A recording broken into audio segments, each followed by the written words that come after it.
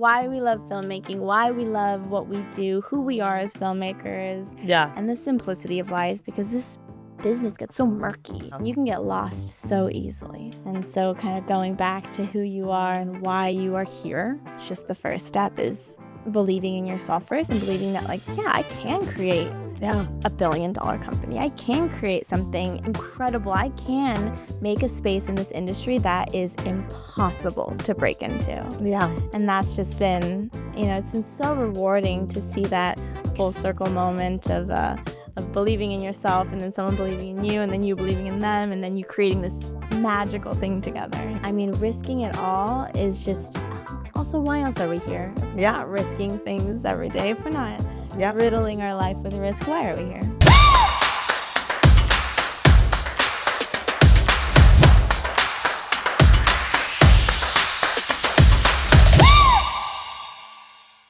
Hi, everyone. Welcome back to the Be the Train podcast. We are super excited for our guest today, Sahvannah Rae, who is the CEO and founder of Sky Film Studios. She is also a Mexicana Americana, and she's also from Guadalajara, which I love. I'm really excited to welcome her. She's also a director, so she is running a production company, and she's also a director. So really excited to chat with her and learn and have all of you guys learn more about what that takes. So welcome, Sahvannah. Thank you for being here. Thank you so much for having me. I'm so excited to be here. So tell me, do you want to, before we get into any other questions, do you want to expand at all on anything in terms of like the production company or directing? Absolutely. I think we started our studio, Sky Film Studios, with a very clear goal to uplift the next generation of unrepresented filmmakers. And so that's really been kind of our goal, working with other female creatives, especially, and other Mexicanas, especially. And so I was really happy to connect with you because I know that those goals kind of align. Yeah, I love that. So when did you start your company? We started in 2021. Okay. And this is after I had gone to film school. I had worked for another small boutique production company for about 3 years. Okay. And I learned everything under the moon. I worked in development specifically for quite some time. And after I felt like I had enough of the tools to really understand development from start to finish, from page to screen, I called up my sister, who had gone to Chapman Business School. Okay. And I said, what would be really cool is if you left the finance world and left all the money you're making and you come and join the dark side of filmmaking. And we start our own company, because I think a lot of people don't tell you that being a creative is only half the battle. Oh, 100%. I mean, I'm 100%. Business part. Yeah, that is so much of 100%. So how did you decide that you were going to start your own company? Like, what was the moment or the deciding factor where you were like, okay, I actually am just going to start my own thing? Because it takes a lot to do that. It does. And I think when I saw the stories that were on screen and the stories that were being made, they didn't resonate with me the way I had hoped they would, or the way I knew they could. Yeah. And I knew that I could do it better. Yeah. It's that simple. This is great, but I can do it better. And I know I can. And if I believe in myself enough, and if I have the right team behind me, i.e. my sister and my producers, who I love with all my heart, then I know that we can create this new space in the industry that is really going to flourish. And I know it's going to attract other creatives that are like-minded. Yeah, I agree.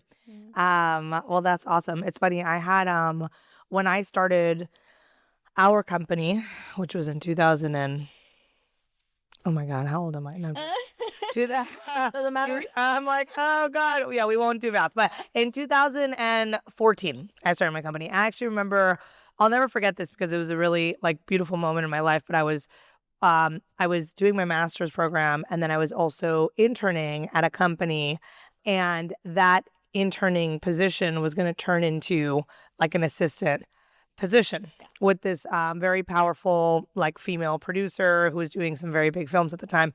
And I remember when I was towards the end of the internship, I was speaking to her and I was like, so what are you thinking? Like, I'm, excited for this like next phase of blah, blah, blah.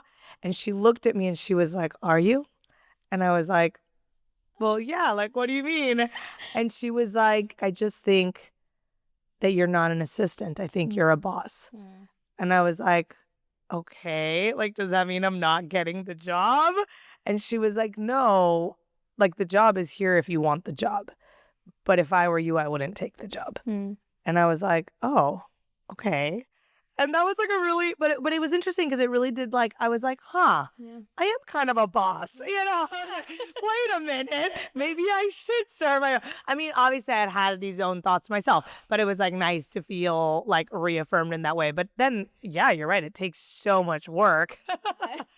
And bravery. Yeah. I mean, of course, it would have been easier to take that job and to, climb that ladder. Not 100%. You're supposed to climb. Yeah. But you knew. You knew. 100%. So quick question. What does Be the Train mean to you? Oh, gosh. It means making your own path. Yeah. It means not following anyone else's advice or ideas. And I love people. I do. But I think all the answers are within yourself. Yeah. Especially in this industry. Especially with the stories we're telling. Especially with the people we want to elevate and we want to work with. And I think it's not following anyone else's anything. Yeah. And just being your own train kind of thing. Yeah. Just why I love this book so much and why I love that you wrote it, because I don't think enough women get told that this industry is about paving your own way. Yeah. And there's no rule book and no rule book that even be helpful, honestly. Yeah.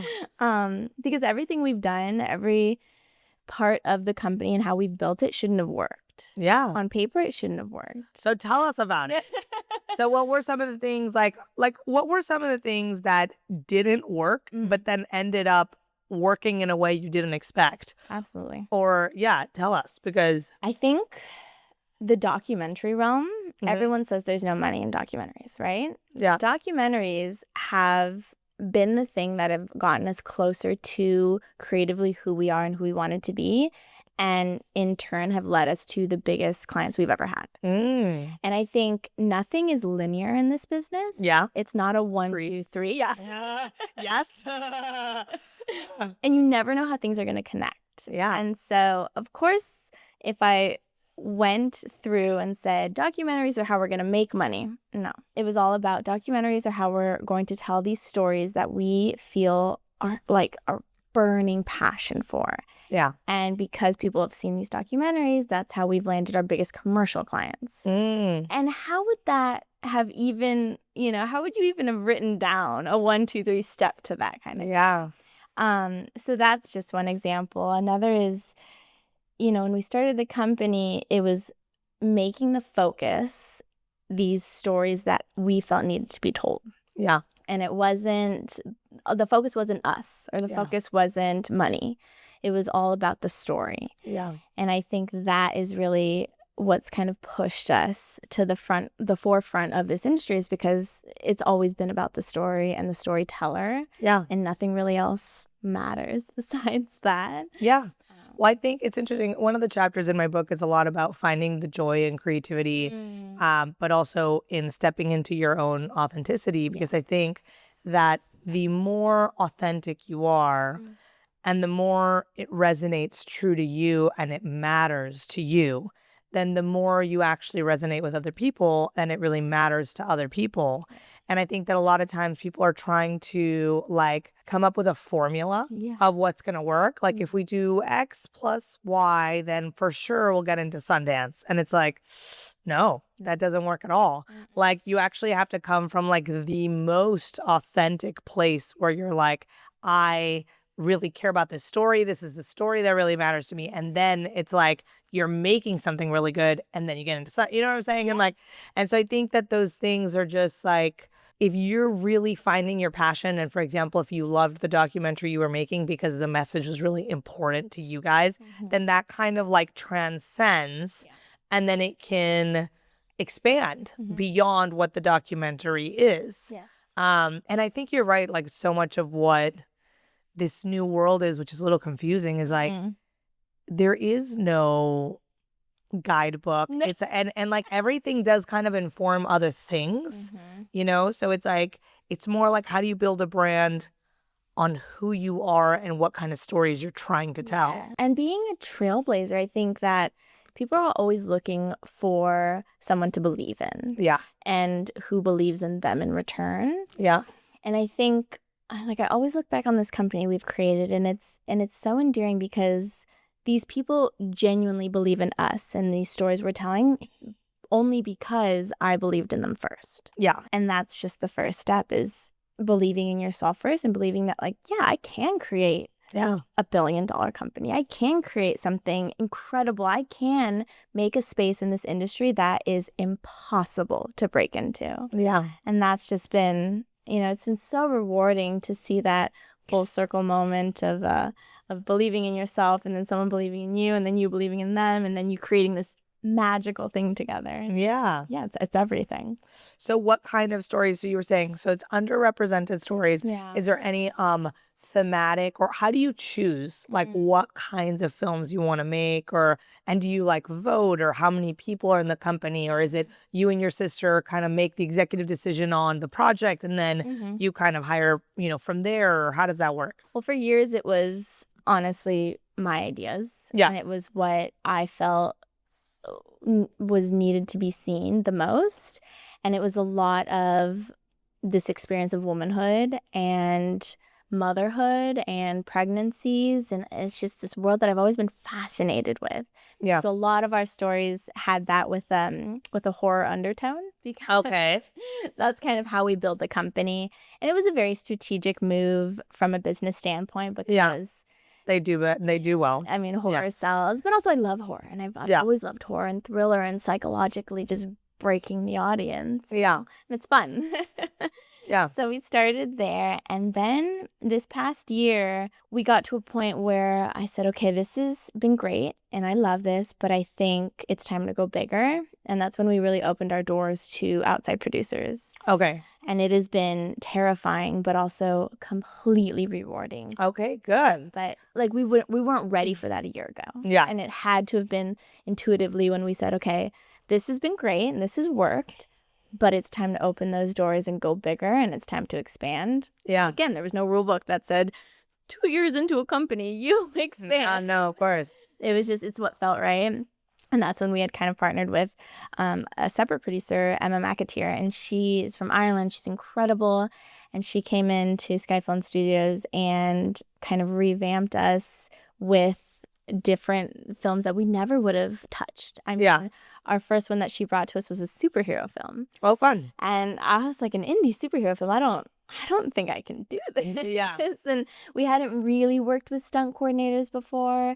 I mean, we had, but in a very small scale. Yeah. And a superhero film is a huge undertaking. And she said, I believe that you can make this great. And I said, well, if you believe, I believe. And there's this whole mentality going around that we all believe in each other. Yeah. And it was awesome. And we shot that in New Mexico this last summer. And did you direct that as well? I did. So how do you decide which ones you direct or not?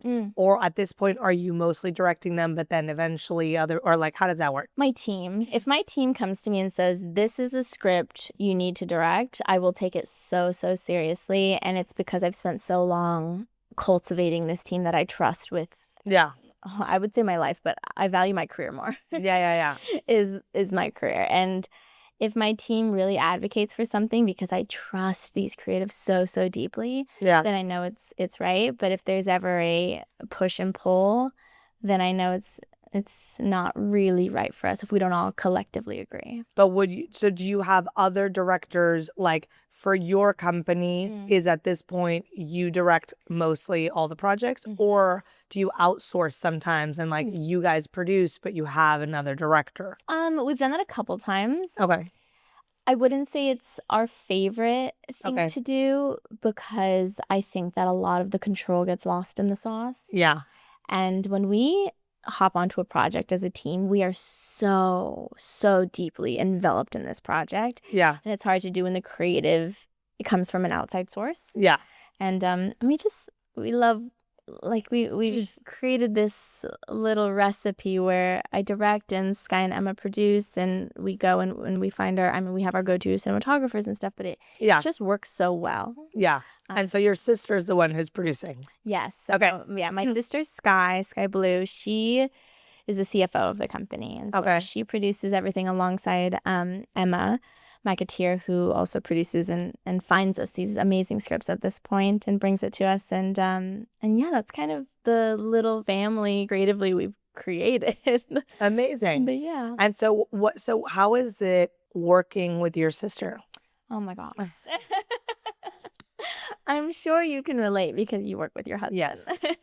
Yes. And I can't imagine navigating this industry without family or someone who feels like family. Yeah.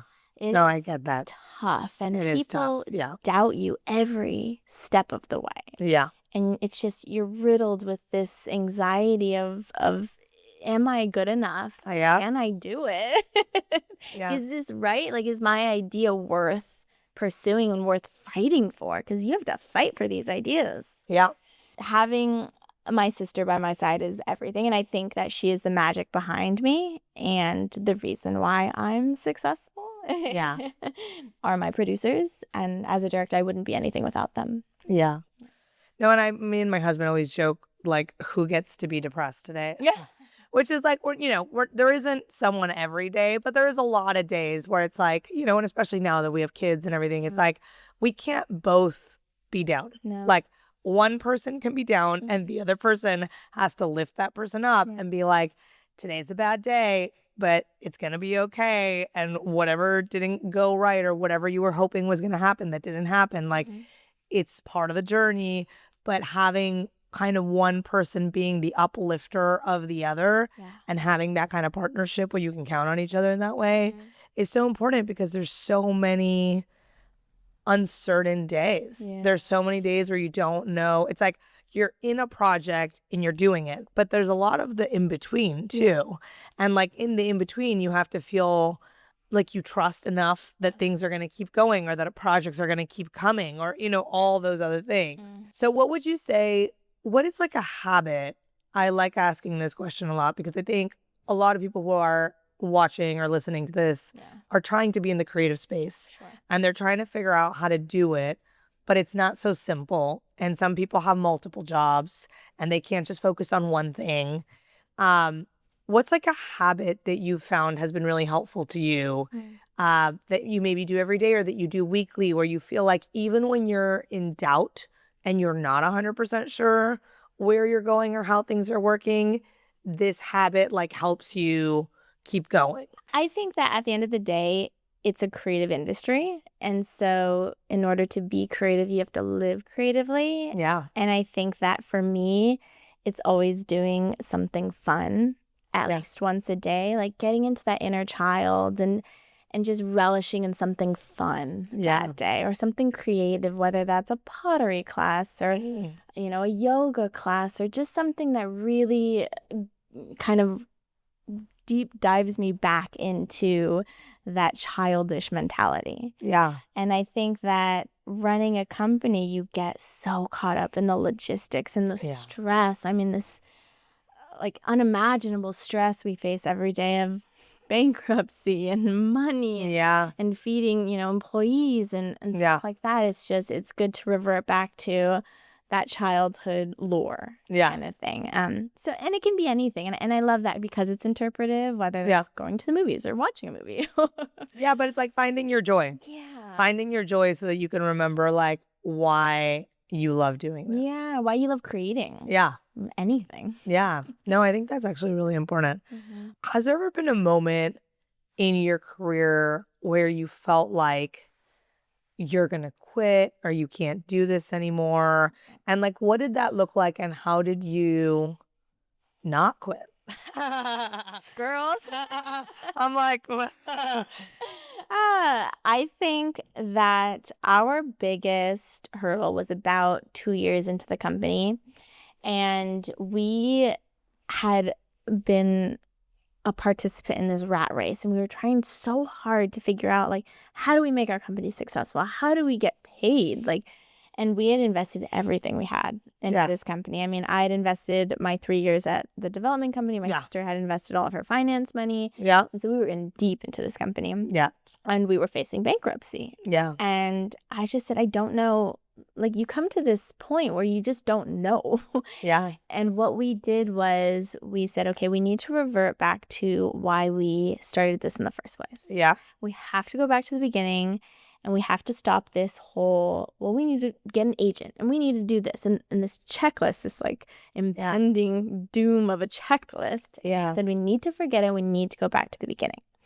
And we had this really strong urge to leave LA and go to Sweden and film this documentary. And so we moved to Sweden for 3 months. Oh, okay. Love that for you. Love that for myself. Wait, what was this documentary about?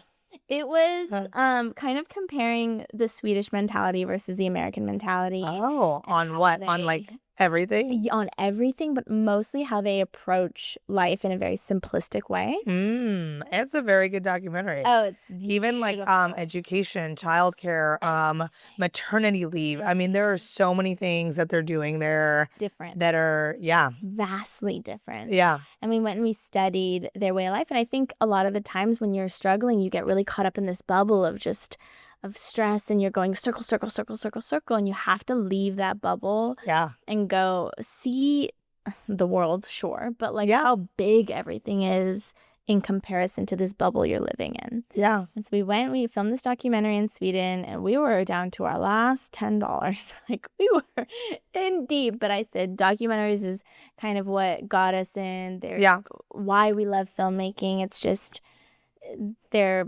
life represented.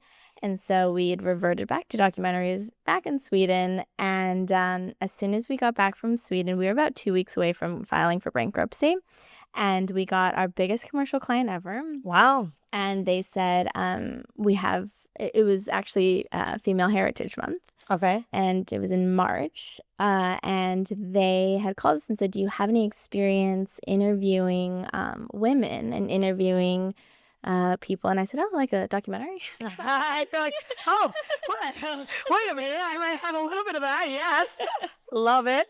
And they were like, we want to do this commercial, but we want to make it a very intimate commercial. And it was for this huge brand. And I remember we had gotten the contract, and they had sent it over, and on the phone, we were talking to the agency, and they said, it's about, the number's around 36. And I said, oh, okay, great. So we get the contract, and I was like, $100 should get us through to the next film we do, blah, blah, blah. And we get the thing, and it's $36,000.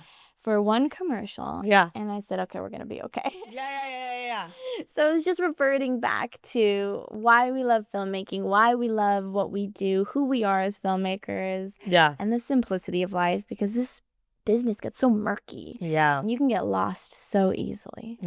And so kind of going back to who you are and why you are here, I think is always kind of what we'll do when we face that big, scary thing. Well, and I think also, I think part of what you're saying that I think is very interesting, or that I relate to a lot, is sometimes I think in life, or at least for me, I have like waves of inspiration. Like, I can get like hit with inspiration, and it like something can just like flow through me. I could be like, oh, this is it. This is where I need to put my time, my attention, and then I have moments where I'm not in that state. I'm like just handling life. Like, there's so much of life to handle. There's so many things on my to-do list. There's so much. And so it's like, I mean, it's like, it's the kids, it's the house, it's the preschool, it's the doctor, it's the, obviously I have my podcast and I have my book, and there's a lot going on.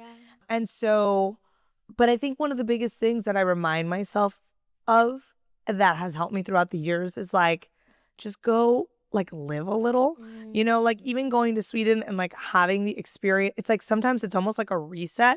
It's like you're going out of like your MO and just like doing something different, new energy, new space, going to like just live a little, do something different, and then come back. And it's like almost like your energy's different. Because from being in this maybe more like negative or closed off energy, it's kind of like you're in this new possibilities energy. And I think that's how you attract new things to come in. Oh, 100%. Yeah. 100%. I believe that. And I'll never doubt ourselves again, and that we have the power to completely reset everything. Yeah. And it's scary. Yeah. So scary. Yeah.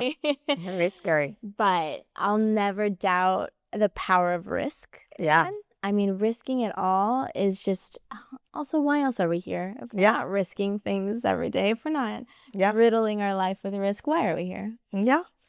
I mean, no, I hear you though. I mean, I think I think some people are more risk adverse than others. But I do think when you risk more, you have a bigger chance of, making an impact. And, in our last film we had in 250 theaters nationwide, we did our own marketing campaign. Oh, yeah. And it's terrifying. It was terrifying. I mean, to go to a theater is terrifying. Yeah, but I mean, it was everything. I mean, it was insane. It was like, it was like, we raised money from brands. We got 20 brand partnerships. We sent boxes to 250 influencers across the nation. We gave away 5 trips to Mexico. Wow. Like, we gave away childcare to people who wanted to go on date night. We really went outside the box. We got really creative, but it was not something we had ever been taught. It was so not what I ever thought my job would be. It was so out of our comfort zone. I was sending voice notes on WhatsApp to people in Mexico and sending emails and, cold calling. Yeah. And you know what I'm saying? And that's insane. But then also, had we not done all of that, where would you be? I mean, that's the thing. It was like we gave ourselves the biggest chance. Yeah. And I think it made a huge difference in terms of how we ended up selling our film stars and all these things. But it was like all these things that weren't on the table before. But it took a lot of risk and a lot of work. Yeah. Yeah. I remember this story you told at a panel you were on, and it was how they told you, like, you had to go to theaters in order to do this and to do that, and you were like, okay, then I'm gonna do it. Yeah. And like, you didn't even give yourself the option of no. It was, I'm gonna go do it. Yeah, we've been doing that, but but it's hard. But it's also amazing. It's very rewarding. And then, so what would you say in your scariest moments, for anyone who's listening, for anyone who's feeling doubt, what would you tell them, or what would you tell yourself? And it's funny because I face this situation every day, right? Because you feel responsible for the people that have taken a chance on you, and you feel responsible for these people who genuinely believe in you. And I think when I get to that like dark space of uncertainty, I think just reminding yourself that you're exactly where you're supposed to be, and this is the journey that is yours and yours alone, and at the end of the day, you're in control of it. Yeah. And so, yes, you've been served several different platters, but you are completely in control, and you can change anything with one decision. And I think that when we face that like pit of despair, we're like, it's one decision away from, possibly the biggest deal of our life, or the next best movie. And it's just, we have to make a decision. Yeah. And that's something that I learned from my father, who was a producer. He said, the worst directors, they just can't make decisions. Yeah, that's true. That's true. No, I agree with that. One, it's interesting. Was one of the big things that I always tell people is like, I show up every day. You do. Even if I don't feel like it, even if I'm in doubt, even that doesn't mean that when I'm not in doubt, I'm sure the work is better. Yeah. but when I'm in doubt, I show up anyway, because doubt is just going to pop up. Yeah. And it's almost like a muscle and going to the gym. It's like you go to the gym, even on the days where you feel weak, you still go, because you're just building the muscle. Yeah. And if every time you're like, oh, I feel weak today, you stop going, it's almost like the muscle stops knowing how to, do you know what I'm saying? It's almost like the doing muscle. And I think it's hard, because so many people get stuck in the needing it to be perfect to start doing. Oh, yeah. Jesus Christ. Yeah. Yeah. Absolutely. And so But the thing is that there is no guarantees anyway. No. Even when you think you have it all perfect. No. And we face this every single day when I'm ready to send out a deck or ready to send out a script. And it's like, but is it perfect? Doesn't matter. Yeah. Go get your idea out there. Yeah, I agree with you. Because you can always fix it. I agree with you. Yeah. I really believe that. I don't think people are very, very worried about first impressions. I think much more often than you realize, you miss the boat. Yeah. By not just sending the okay version. Yeah. Because the okay version can get changed a million times. And it probably will. And there's a version in there that's great, but with the right people who are with you, you're going to collaborate and figure out the best version. Absolutely. But there is this like innate way in which a lot of people just go, oh, let's just wait until it's better. Let's wait until it's better. Let's wait. And then you miss the boat. You do. And then all of a sudden that movie's getting made by someone else because someone else had a similar idea and they just moved a little faster.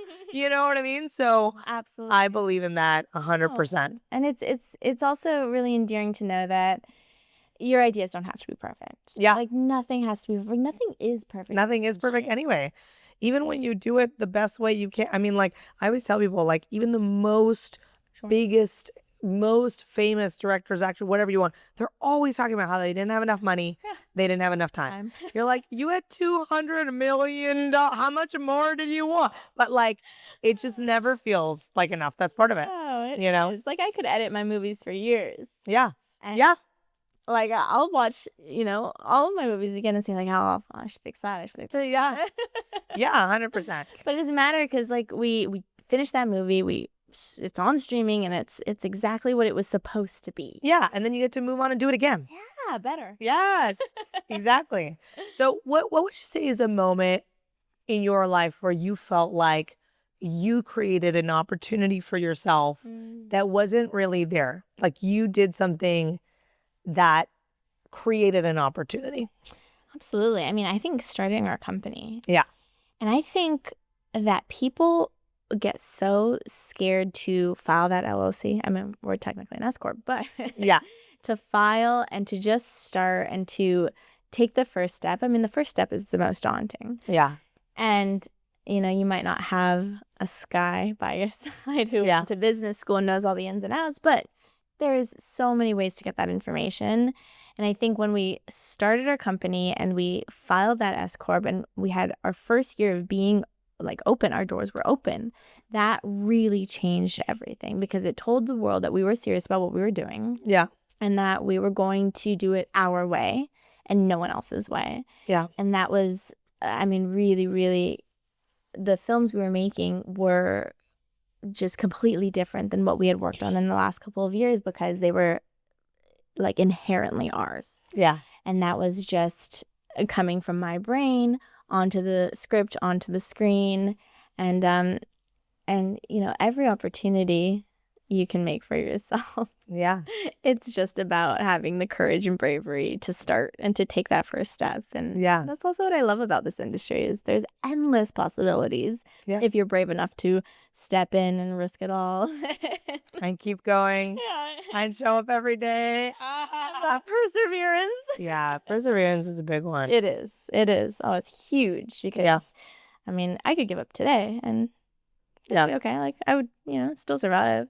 Yeah. I would be so riddled with unhappiness because I know that like if we keep doing this and we keep going, we're going to change so many lives and we're going to like our films are going to be more than just films. They're creating this little pothole that is just, it's going to be so amazing with the people involved. And we're so excited to kind of see where this company takes us and who we get to work with and whose stories we get to tell and stuff. Yeah. Yeah.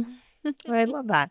No, and I think it's also really nice to, more than a story, it's like you become a source of inspiration or a movement for a whole group of people who need to feel seen and need to feel like they see themselves. Yeah. And that's really important too. Yeah. And I think being, Mexican Americans, it's also this superpower that I love. I love being Mexican. Oh, me too. Oh, I love it too. It's one of my favorite qualities of myself. I mean, from my green eyes to my skin to my hair, like I love being Mexican and like what that means in today's world and who that represents. Yeah. And we don't take it lightly being Mexican, because it has also been this superpower that we never thought we would really tap into. You know, you grow up Mexican, you're like, you know, all of this is normal, this support and this family and this mentality that you can do anything. Yeah. Like I definitely think that came from my Mexican heritage and my grandmother telling me like, oh, you want it? Go get it. Yeah. Go do it then. Yeah. But yeah, it's all these little things that you pull from in your life, you know, that make this creative realm worth it. Yeah, definitely. And having an amazing support team too is huge. So very lucky you get to do it with your sister. Yeah. It's very on brand. Yeah. And so what is the latest thing you're working on now? We have a few features underway. We're so excited. We have one indie drama that is just my heart and soul on the screen. It's called Lava Lamp Limbo. Okay. We're about to go into production on it, and it is just, you know, when you get a script and it kind of changes your mentality on storytelling in a lot of ways. And it is this coming of age drama that is riddled in heartbreak, but also will comedically sew your heart back together. And okay. I know I love that. I'm so excited for it. So that is our next, I think, heart and soul project. Okay. And then we have another horror film that we're going to be shooting in a couple weeks. Okay, great. Here in Los Angeles. So yeah, we balance things out a little bit. So how does financing work? So because people have different structures for their company. So like some people have like angel investors and that's how their company gets structured. Some people they outsource per project. So there's so many different ways to do it. But like for everyone who's listening, like what, you know, how do you guys do it, or what have you guys found is the best way to do it if someone is looking to start their company? Absolutely. I mean, there is 100 ways you can go about it. The horror film was more of a singular investor. Okay. That was really drawn to the lead that is in the horror film. Okay. And he has huge streaming pull. And so that's kind of the leverage we used, was getting like our one golden goose. Yeah. And then going to individuals and saying, look, you're going to want to get in on this because there's no way that this doesn't work. Yeah. So that was with the horror film, but also horror films have a great return. Yeah. They're very, very specific in their kind of pyramid. Yeah. And so, yeah, that was the horror film. And the indie. Yeah. So different. This indie filmmaking world is so different because the return isn't guaranteed. Yeah. And you have no idea what's going to happen with this movie. So you have to go after the people who you know's heart will be in it just as much as yours. Yeah. And that's when you really let the story speak for itself. Yeah. And so we went the more traditional fundraising route with that one. Yeah. Going to individuals, doing little by little. Yeah. And then, of course, navigating it. So we're filming in Mississippi. And so the 30% tax incentive was a huge pull. Yeah. And navigating it so that it was turned around quicker than, you know, most tax incentives are, just because filming isn't really prevalent over there. Yeah. So I think it's just thinking outside the box and going to different places where you know will have a little bit of an up. Yeah. No, definitely. No, and I think you're exactly right. It's like everything can come from a different place. Yeah. But that's why I'm like, I think it's an interesting question, because I think a lot of people, when they're trying to figure out their movie or they're trying to figure out what they're doing, it's like there's so many different avenues of how to go about it. And so just kind of knowing like what's available, or we know, I think these tax incentive locations can be really great. Also just thinking about like costs, you know, for us with our last movie we shot half of it in Mexico in San Pancho. And so it was like there was no tax incentive, but the cost of filming was like half. Yeah. So the production value we were able to get was amazing for the amount of money that we had. Absolutely. So things like that I think just help. Yeah, and that's like thinking outside the box too, you know. And and it's crazy because again, there's no rule book to financing, just like there isn't a rule book to writing. There's books, but thinking outside of that normality of going after one specific person, and it's mostly just about like packaging your film for a specific investor. Yeah. And that's kind of what we've done with the indie is we went after a cinematographer that was very Sundance affiliated and a composer that was very Sundance affiliated. Yeah. And so we packaged it very specifically to Sundance. Yeah. So that when we went to these investors, we were like, look, we already have a pull here because of this package we're putting together. And so it's a lot of that legwork too of, you can ask for money all day long, but people want to see this kind of package. And with the horror film, it was very similar where we packaged it around this one actor who was very, very prevalent in the streaming world. And the investors liked that a lot. Okay, got it, yeah. So they were completely different packages. Yeah. I mean, from the percentages to the tax incentives, like completely different packages, but they were very specific to that project. Yeah. That makes sense. Yeah. And then you were saying, so in between, you guys also do commercials. Yeah. Okay, great. Oh, I mean, you have to diversify yourself, right? Yeah. No, 100%. And my dad was a really big producer in the commercial world. Oh, okay, cool. So I fell in love with commercials, a long, long time ago. I mean, there's a lot more money in commercials. There's money in commercials. Yeah. They're short. They work. They're not easy, but it's very different. It's a very different animal. Yes. Because commercials, you can kind of like be in and out. You could do a 2-day shoot. It's just like totally. Whereas with a film, you're really devoting like at least a year, if not like 7. Depending on the film. We've been very quick with our films, but we've also been very lucky. Yeah. But because a lot of things are out of your control. Mm-hmm. I've had friends of ours who've taken 9 years to make their movie. Wow. What do you think made you lucky on this last one? Well, this last one, we were very lucky because we had doubled our investment on the one before, which went to HBO. And so that made it a lot easier to get the money very quickly. Got it. But I think also this last one, I wrote the first draft in 48 hours. Jesus Christ. But we had outlined for maybe like 1 or 2 months. Okay. But it was also based on a personal story. And so it was like, again, I was very much like in flow state. It was like very inspired. It like came to me and my husband like discussed the story for like 2 months together, like really got into the details. And then I went to Joshua Tree for 2 days because I needed to get away from the kids to write anything. It's like impossible. I literally, by the way, I no joke, I wrote this book in 2 months. I woke up from 4 to 6 in the morning every day to write the book because that's the only time because everyone's sleeping and so that I could actually do it. 4 a.m. And your brain worked? What? Not great. I had to rewrite it a lot. No, it was good enough, but it was crazy to think that was the kind of commitment that I had to make, but it's just time is so different now. It is. So it's like it changes everything. So, and I think that's maybe part of why like in 48 hours, I was able to write a draft. It was like, girl, you have 48 hours. This is it. Like, It doesn't have to be perfect. Yeah. It just has to be on paper. It just has to be exactly. It just has to be on paper. Obviously, we wrote a lot of drafts after that. But so I think all of that helped because it was like very inspired. It came to us very quickly. It was based on a true story. And then it was like very easy to get the money because we had done so well in with the previous movie. Yeah. I think it's like every movie, it's almost like people want to know how the last one did. Yeah.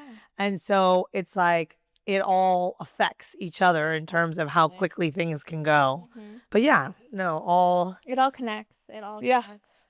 And it's funny because the first film that we have on Tubi, it was never supposed to be a feature. It started as a short film, and we just kept shooting.